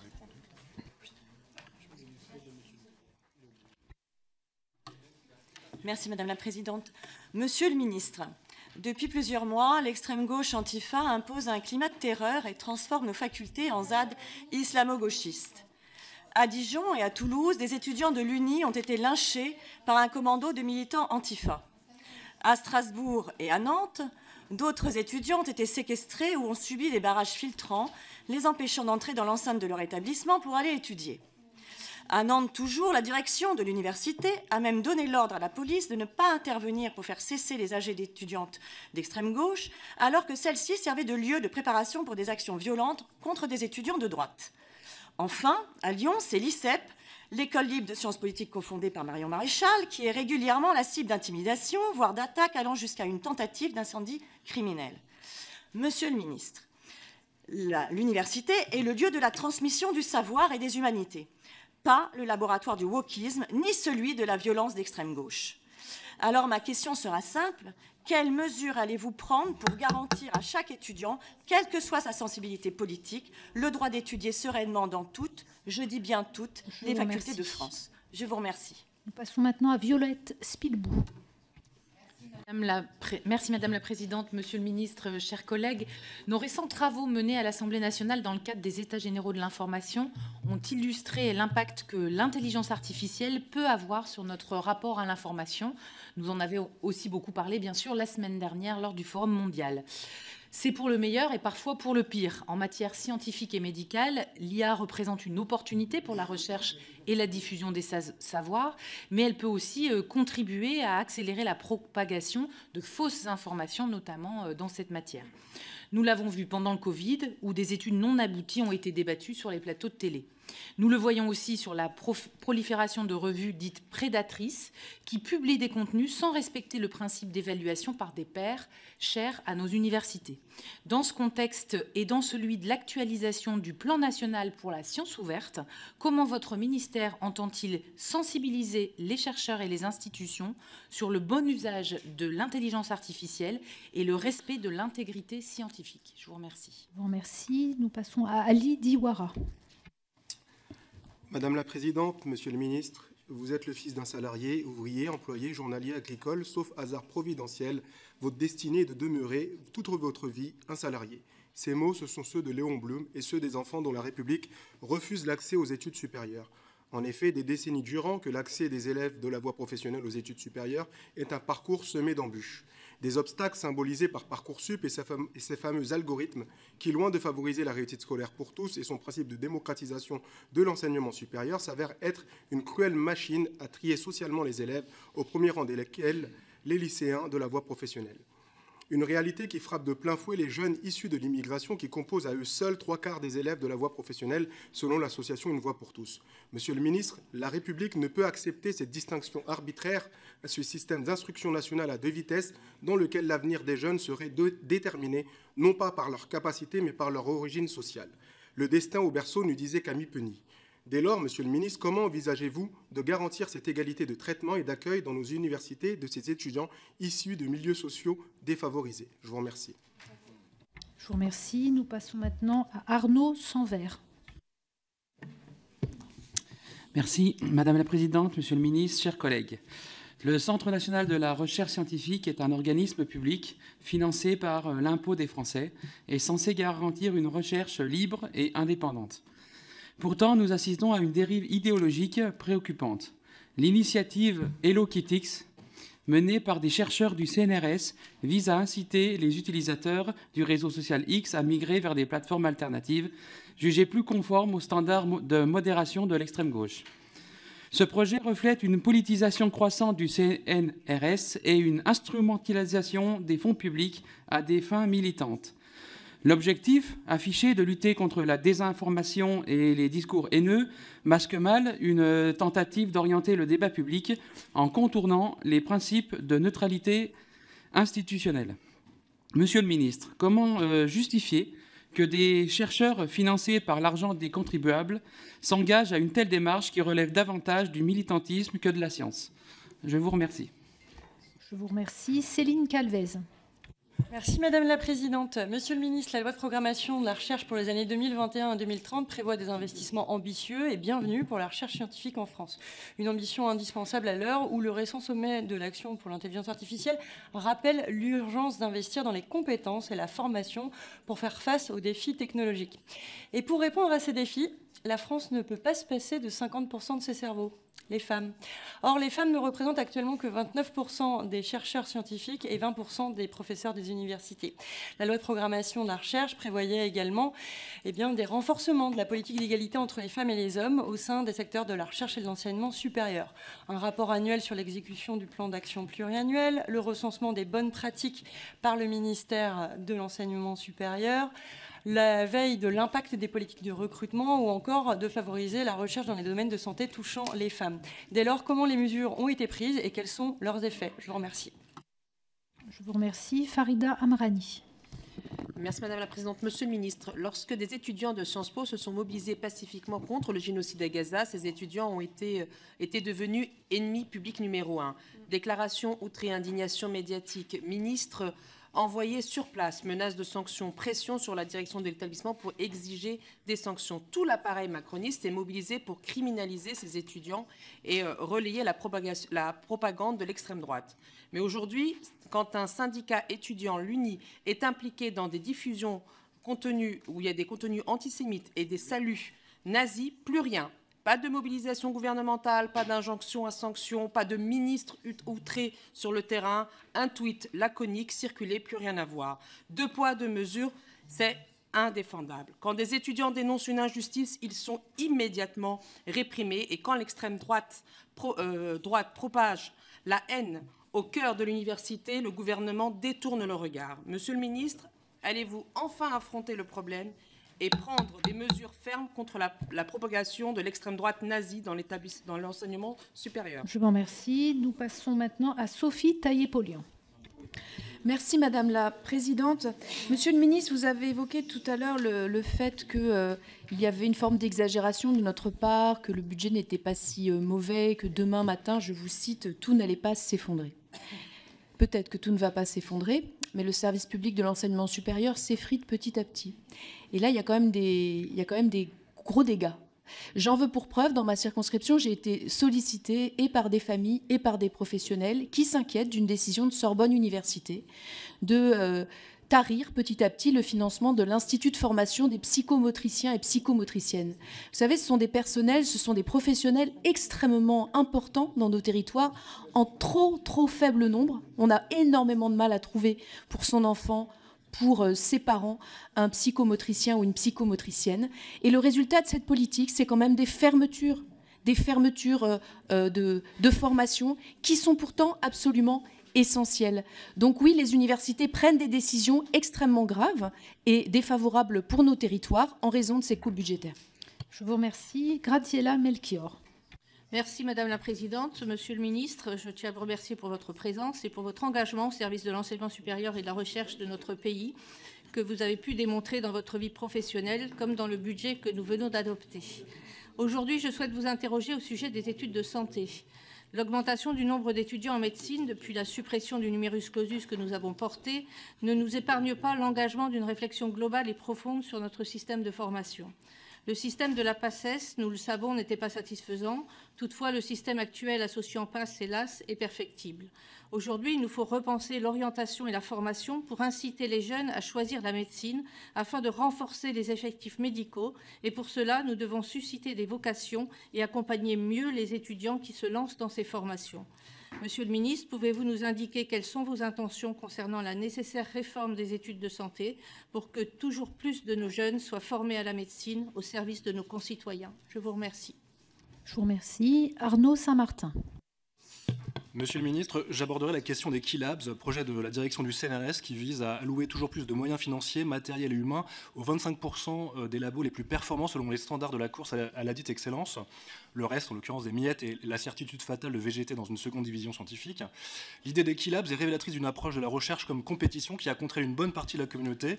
Cette même communauté qui est épuisée par le darwinisme et l'idéologie entrepreneuriale prônée par le PDG Antoine Petit, par les évaluations incessantes et l'injonction à l'innovation. Plutôt qu'un retrait qui serait de sagesse, vous avez choisi de temporiser par un moratoire et la relance d'une concertation dilatoire. Me faisant le relais d'une communauté vent debout contre cette mauvaise idée, je souhaiterais avoir des précisions. Une liste de Key Labs serait en cours d'élaboration. Quels critères de sélection et modes d'évaluation ont été retenus? Qui sélectionne les sélectionnés? Quelle forme de concertation prendra-t-elle? Quelles conséquences dans la vie des labos et des disciplines qui se trouveraient mises hors jeu? Plus globalement, quel est votre projet? S'agit-il de démanteler le CNRS, cette belle maison née avec le Front populaire, d'en faire une agence de moyens à la solde du capitalisme scientifique? S'agit-il d'en finir avec une certaine idée de la science autonome, désintéressée, collaborative, élargissant les corpus de la connaissance fondamentale? Je vous remercie. Nous passons à Salvatore Castiglione. Merci Madame la Présidente. Monsieur le Ministre, je voulais aussi vous interroger sur la précarité étudiante, mais vous avez répondu à pas mal de mes interrogations. Juste un point quand même sur la santé, puisque de nombreux jeunes ne se soignent pas et n'ont pas de mutuelle, et que là aussi c'est assez compliqué pour eux, puisque le reste à charge est assez important, mais qu'aussi ils ont des problèmes pour trouver un médecin traitant, surtout lorsqu'ils ne sont pas sur leur territoire. Donc si vous le permettez, je voudrais vous interroger sur la question de l'égalité des chances dans l'accès aux classes préparatoires. Si les classes préparatoires publiques donnent de très bons résultats en sciences et en lettres, cela est loin d'être le cas sur les filières économiques. On s'est aperçu que sur ces filières, les 10 meilleures prépas sont privées, 7 sont privés, avec un coût moyen de plus de 5 000 € à l'année pour ces étudiants. Alors, quelles solutions envisagez-vous pour redonner une meilleure place aux prépas publics de manière générale, et en particulier sur cette filière économique? Merci. Je vous remercie. Donc, je crois que, oui, vous voulez poser une question, et ensuite ce sera Belkir Belhaddad, oui. Merci Madame la Présidente. Monsieur le Ministre, la formation initiale des enseignants relève aujourd'hui du ministère de l'Enseignement supérieur et de la Recherche à travers les INSPE, alors même que c'est l'Éducation nationale qui définit les besoins, les compétences attendues et qui encadre ensuite ces enseignants tout au long de leur carrière. On peut donc constater une dichotomie entre l'entité qui forme et celle qui emploie. On retrouve une problématique similaire avec la formation des spécialistes de santé, comme les médecins, qui dépend également de votre ministère, alors que pour certains, elle pourrait être attachée à celui de la santé. Cette séparation administrative n'est-elle pas un frein à une adaptation rapide des cursus aux évolutions des besoins de notre système de santé, aux attentes des hôpitaux et des professionnels de terrain? Que pensez-vous de ces critiques ou suggestions de réforme pour permettre une plus grande cohérence entre formation et attentes professionnelles, ainsi que mieux répondre aux défis que rencontrent ces deux secteurs actuellement? Merci Madame Piron. Monsieur Belhaddad. Merci Madame la Présidente, Monsieur le Ministre. Je voudrais revenir sur le sujet du patrimoine. Vous l'avez évoqué tout à l'heure, mais je voudrais l'évoquer sous l'angle des passoires énergétiques. Aujourd'hui, on a 18 millions de mètres carrés de parcs universitaires. C'est le troisième patrimoine de l'État, avec 20% au total, dont près de 40% qualifiés de passoires énergétiques. Il ne sera pas possible d'atteindre les objectifs fixés par l'État. C'est 46% de performance énergétique d'ici 2030, je le rappelle, sans investir fortement dans la rénovation du parc universitaire. J'insiste sur l'urgence qu'il y a à penser l'avenir énergétique du bâti universitaire. Il semble en effet qu'assumer les coûts des factures énergétiques cet hiver, comme l'an passé, tout comme assumer le coût d'une nécessaire rénovation énergétique soit hors de portée du budget déjà très contraint des universités françaises. L'emprunt semble donc une solution opérante. Je souhaiterais donc savoir si cette opportunité a été étudiée. Je souhaiterais également savoir si dans le cas où l'emprunt serait ouvert aux universités, l'État serait prêt à se porter garant afin de consolider les dossiers emprunteurs. Ça ouvre peut-être éventuellement la voie aussi à des partenariats privés, mais là j'enfonce une porte ouverte dans le milieu universitaire. Merci pour votre réponse. Je vous remercie. Nous avons fait le tour des questions de 1 minute. Donc, Monsieur le Ministre, c'est à vous. Merci beaucoup. Je vais essayer de répondre très rapidement. Je ne sais pas si j'arriverai à tout couvrir. Pour revenir une seconde sur l'intelligence artificielle et les fausses informations et la question des publications, qui sont des publications parfois un peu bidons, générées automatiquement par des logiciels d'intelligence artificielle, je crois qu'il faut avant tout faire confiance aux communautés scientifiques qui sont en charge, et pas au niveau national, à un niveau international entre elles, de réguler ces questions. Elles en sont, je pense, complètement convaincues. Il faut qu'on leur donne les outils nécessaires quand elles en ont besoin. Et par exemple, ce qui a été fait par le ministère ces dernières années, ou même cette dernière décennie, autour de tout ce qui était l'open source, l'open data et le partage des données de recherche, ça va exactement dans ce sens-là. Mais après, c'est aux communautés scientifiques d'agir spécifiquement domaine par domaine. Et nous, on peut les accompagner. Je pense que de manière générale, il faut faire confiance aux communautés scientifiques. Elles savent s'organiser. Et surtout, la plupart du temps, encore une fois, je me répète, ce n'est pas des décisions nationales, ce n'est pas des décisions qui dépendent simplement d'un pays, c'est vraiment des positionnements internationaux. Les journaux, c'est des journaux internationaux, et donc il faut que les communautés internationalement se mobilisent. Sur la question de la voie professionnelle et de Parcoursup et la question de l'égalité, je ne vais pas vous donner peut-être tous les éléments, mais ce que je voudrais dire, c'est que Parcoursup, c'est un outil qui permet de réguler en particulier l'accès des boursiers de manière prioritaire à un certain nombre de formations. Avant, c'était quelque chose qui était impossible avant la loi OR. Avec Parcoursup, qui n'est que la plateforme qui n'est que le reflet de la loi OR, il est possible de mettre des quotas qui permettent d'imposer dans les différentes formations des niveaux minimums de boursiers. Et donc, c'est un moyen aujourd'hui, et c'est comme ça qu'en particulier, il y a eu un certain nombre de redressements, c'est-à-dire que dans un certain nombre de classes préparatoires, dans les BTS, dans les IUT, il y a des quotas qui permettent d'imposer un nombre minimum de boursiers. Donc, je crois que c'est plutôt un outil d'égalité des chances. Après, est-ce qu'il est utilisé suffisamment? J'entends que vous estimez que plutôt non, mais en tout cas, l'outil, il existe, il n'existait pas avant. Peut-être qu'il faut pousser plus loin les curseurs, mais en tout cas, l'outil existe. Sur Hello Kitix, je voudrais dire que d'abord c'est une initiative des chercheurs. C'est une initiative des chercheurs. C'est des chercheurs qui sont dans un laboratoire qui mêle à la fois sciences sociales et algorithmiques. C'est un laboratoire qui est très connu pour ses recherches sur les réseaux sociaux et sur l'analyse des réseaux sociaux, qui sont des très grands graphes, donc des outils mathématiques qui sont examinés, utilisés et mesurés dans ce laboratoire. Et c'est dans ce cadre-là qu'il y a eu un certain nombre de chercheurs qui ont travaillé de manière accessoire sur cette question-là, mais qui, des analyses qui ont été faites jusqu'à maintenant, ne relèvent pas d'un manquement quelconque à ce stade. Sur la question de Gaza et sur la question, des violences ou des tensions dans les universités, je me suis déjà exprimé. Je voudrais redire que simplement spécifiquement sur la question de Gaza, la question du conflit israélo-palestinien, pour moi, il est évident que c'est une question qui est centrale pour nos sociétés aujourd'hui. Et donc, évidemment, dans les universités, il doit y avoir une place pour qu'il y ait un débat sur ces questions-là. Mais ce débat, ça doit être un débat qui est un débat dans le cadre républicain, un débat qui doit être un débat pluriel, un débat qui ne doit pas dériver sur de l'antisionisme qui lui-même dérive sur de l'antisémitisme, parce que c'est des choses qu'on a constatées quand même un nombre significatif de fois. Je veux dire, pas tout le temps, je n'ai pas dit tout le temps, j'ai dit un nombre significatif de fois. C'est la vérité, hein, c'est-à-dire que les statistiques, elles sont là, ce n'est pas ma vérité, c'est la vérité tout court. Et donc, bien entendu, il faut avoir un cadre qui soit un cadre ouvert, respectueux des débats, mais qui soit un cadre qui soit aussi respectueux de la loi et respectueux des uns et des autres. Évidemment, je vous rappelle, parce que vous avez dit que sur le jeu de cartes, que j'imagine que c'est à ça que vous faisiez référence tout à l'heure, et un article 40, il y a un article 40 qui a été fait par le recteur, et donc je crois que je n'ai pas de leçon à avoir sur le sujet. Donc, sur la place des femmes. Je voudrais dire qu'évidemment, aujourd'hui, la situation n'est pas satisfaisante. Elle est très hétérogène selon les disciplines. Il est très clair qu'aujourd'hui, parmi les étudiants, 56% des étudiants de l'enseignement supérieur sont des femmes. Donc là, la situation est tout à fait normale. Par contre, dès qu'on passe sur les formations sélectives, on est à peu près à 40%, voire 30% dans les filières d'ingénieurs. Et de manière générale, dans les disciplines scientifiques, seuls 30% des étudiants en sciences fondamentales sont des femmes. Et moi qui suis informaticien, je ne vous donne même pas les chiffres dans le domaine... voilà, elles sont encore moins nombreuses. Donc il y a un vrai sujet. Il faut qu'on arrive à progresser. Dans les organismes de recherche, 22% des chercheurs en mathématiques et en informatique sont des femmes. Donc là aussi, on est très très loin d'une quelconque parité. Si je vous donne enfin un autre exemple, en termes de gouvernance des universités, au 1er janvier 2024, 14 femmes et 52 hommes présidaient des universités en France, ce qui montre là aussi un profond déséquilibre dans la répartition des responsabilités. C'est moins le cas si on regarde les ministres de l'enseignement supérieur et de la recherche, qui au cours des dernières années étaient quand même plutôt des femmes. Voilà.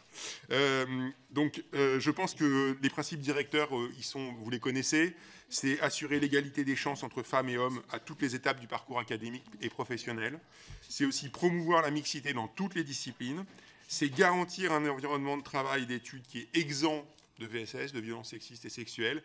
Et je pense qu'il y a des champs entiers, il y a des pans entiers de l'université sur lesquels on a un énorme travail à faire sur ces questions, qui n'est pas encore pris à sa juste mesure. Je pense qu'il faut vraiment qu'on travaille là-dessus.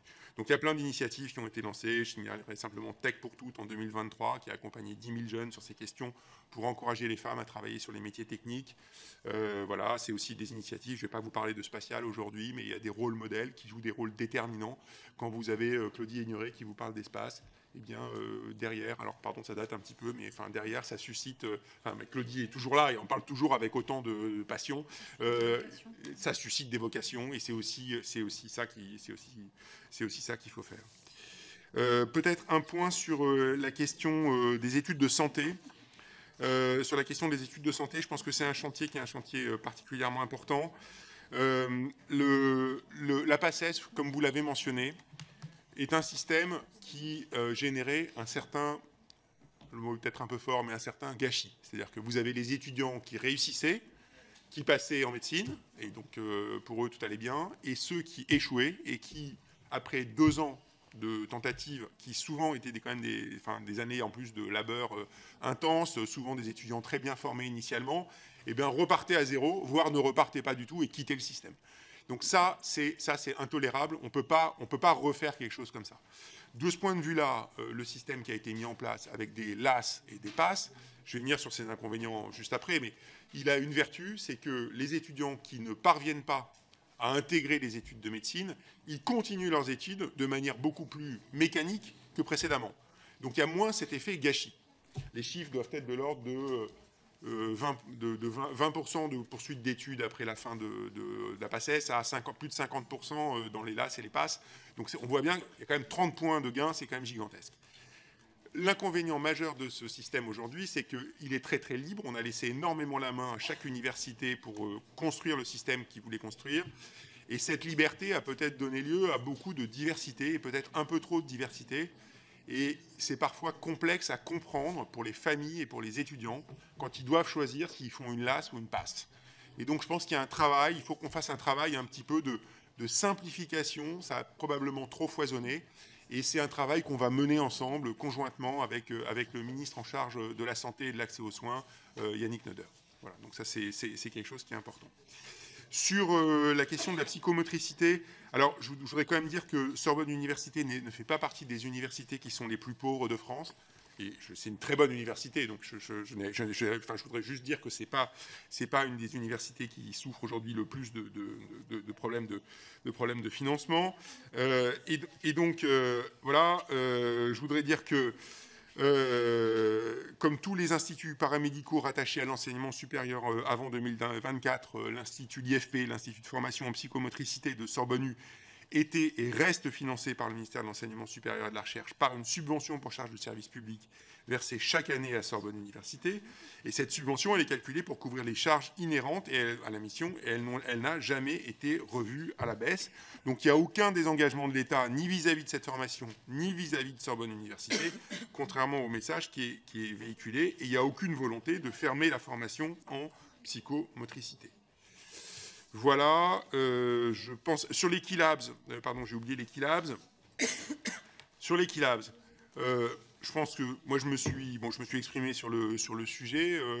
C'est d'abord, je voudrais dire que les Key-Labs, c'est une initiative qui a été prise par le président du CNRS, Antoine Petit, un petit peu avant, enfin, pendant un moment politique qui était un petit peu d'instabilité et qui, on a pu tous le constater, a donné lieu à beaucoup d'interrogations et beaucoup de questions, à la fois d'un certain nombre de personnels, mais aussi d'un certain nombre d'autres établissements, à commencer par les grandes universités qui sont partenaires du CNRS, pour comprendre exactement ce qui voulait être fait, comment ça devait être fait, sur quels critères, etc. Ces questions, je trouve que c'est des questions qui sont légitimes. Je pense que le CNRS aussi réfléchisse à une politique scientifique. Pardon, mais la politique scientifique du CNRS, ce n'est pas simplement la somme des politiques scientifiques des universités. Parce que si c'est juste ça, la valeur ajoutée du CNRS, eh bien à ce moment-là, on peut le supprimer. Et je suis profondément convaincu que le CNRS a une grande utilité dans l'organisation de la recherche aujourd'hui en France et à l'international, qui est absolument majeure. Et sa politique scientifique ne peut pas être la somme des politiques scientifiques locales des universités. Donc que le CNRS veuille avoir une politique scientifique, ça me semble être tout à fait naturel. Pour autant, elle doit être articulée avec celle des établissements. Elle doit être évidemment, elle a un impact majeur sur le système, donc elle doit être aussi discutée en amont avec le ministère. Et donc c'est pour ça que ce moratoire a été déclaré. Après, qu'il y ait des établissements, qu'il y ait des laboratoires qui soient des laboratoires vraiment absolument incontournables, etc. Mais honnêtement, tout le monde le sait, c'est déjà le cas. Pardon, enfin, ne pas le dire. Il suffit de regarder les différences de dotation et les différences de budget qui vont aux différents laboratoires. Le système de recherche, ni en France, ni partout ailleurs dans le monde, est un système qui est uniforme. Tout le monde le sait, si vous avez fait de la recherche à un moment ou à un autre, ne serait-ce que par les capacités d'aller chercher des bourses d'excellence, des ERC, des appels à projets. Ce n'est pas un système qui est un système uniforme. Pour autant, il faut être capable de donner la capacité à chaque laboratoire de développer son excellence, et ça c'est fondamental. Il ne faut pas simplement se contenter de reconduire les financements des excellents laboratoires d'aujourd'hui, parce que les futurs laboratoires excellents, entre guillemets, de demain, ne sont pas forcément ceux qui sont excellents aujourd'hui.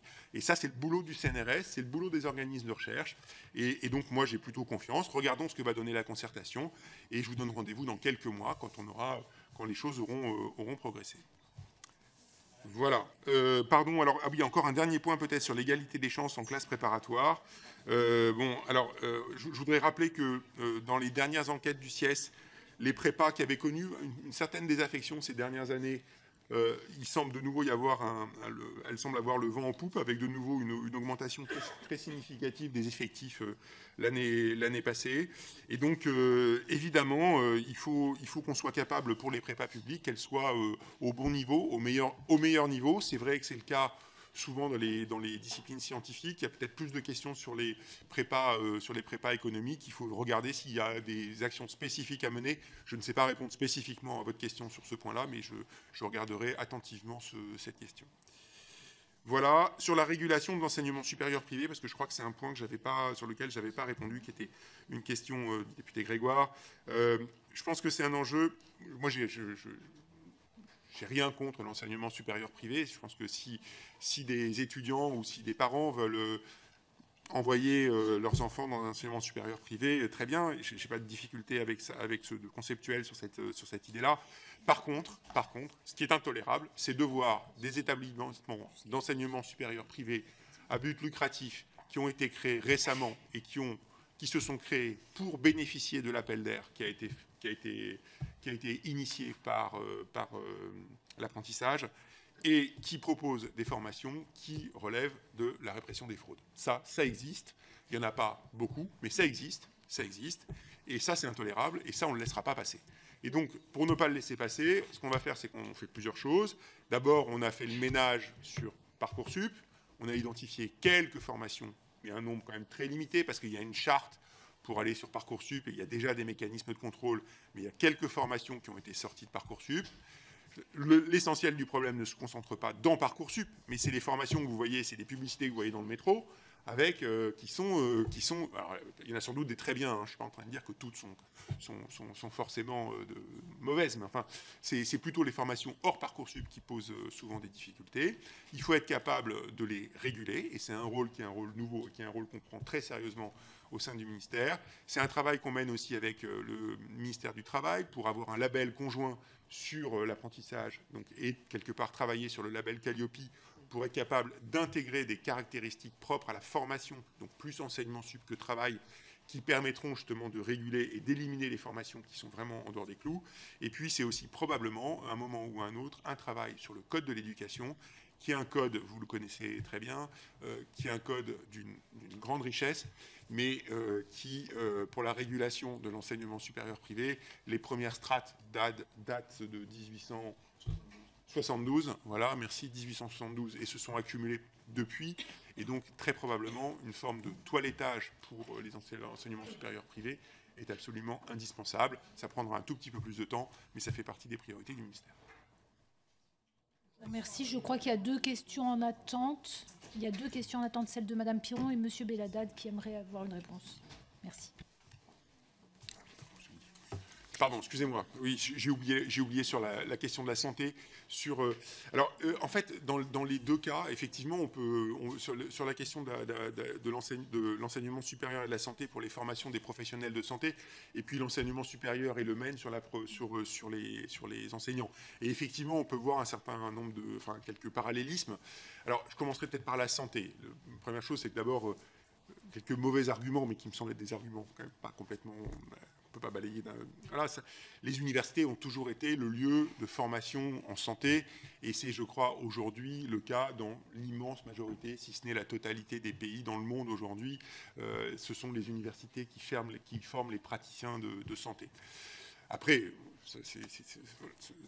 la réalité des choses derrière, c'est qu'en fait, quand vous êtes aujourd'hui en formation de santé, vous êtes en apprentissage, vous êtes en permanence confronté à la réalité du soin, de plus en plus quand vous progressez dans votre cursus, et donc la formation, elle se fait bien de manière extrêmement étroite, en lien avec les praticiens de la santé, en lien avec les médecins, en lien avec les centres hospitalo-universitaires, qui justement forment les médecins.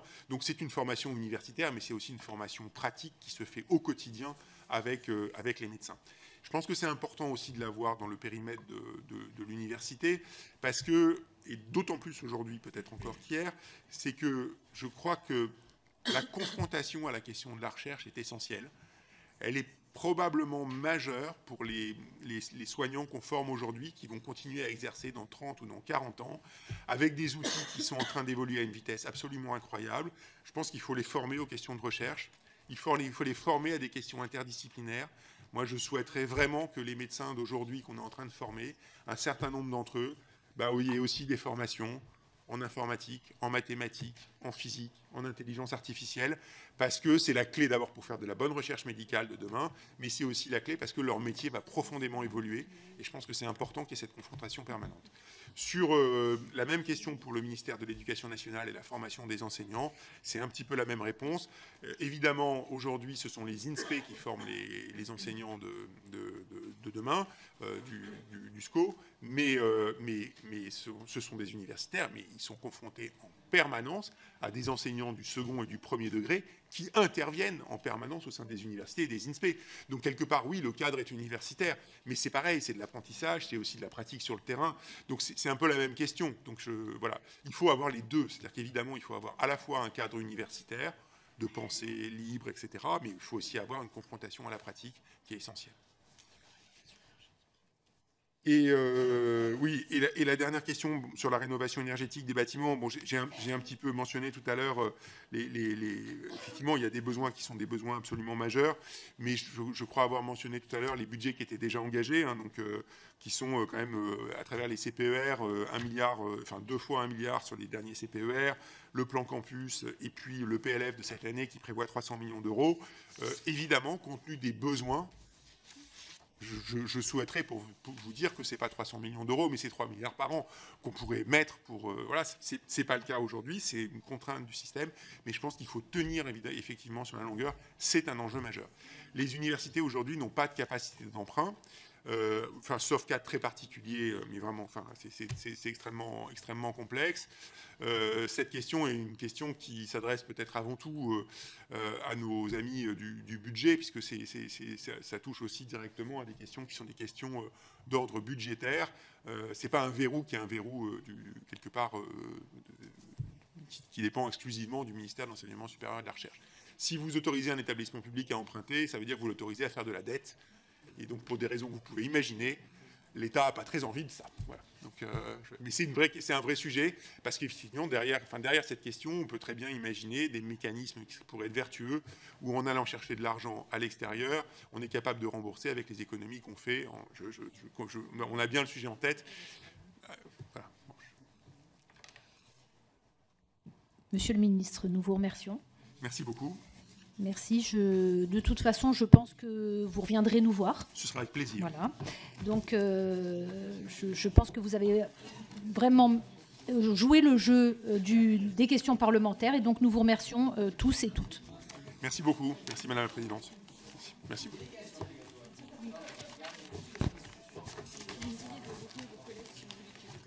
Chers collègues, nous allons...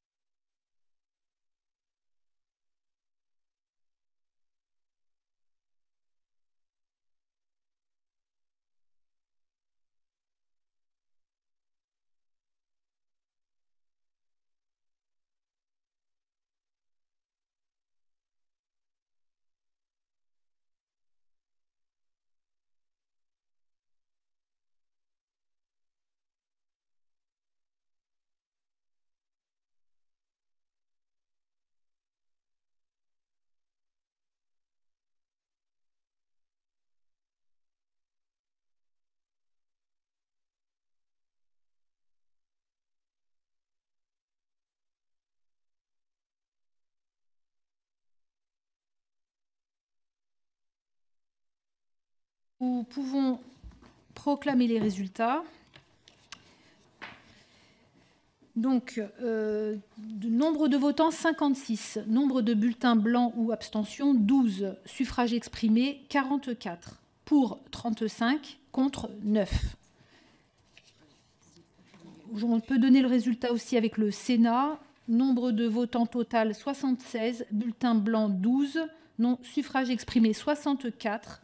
Majorité des 3/5, 39. Pour, 55. Contre, 9. Voilà, donc Madame Coralie Chevalier est présidente du HCERS. Ou peut être nommée par le président.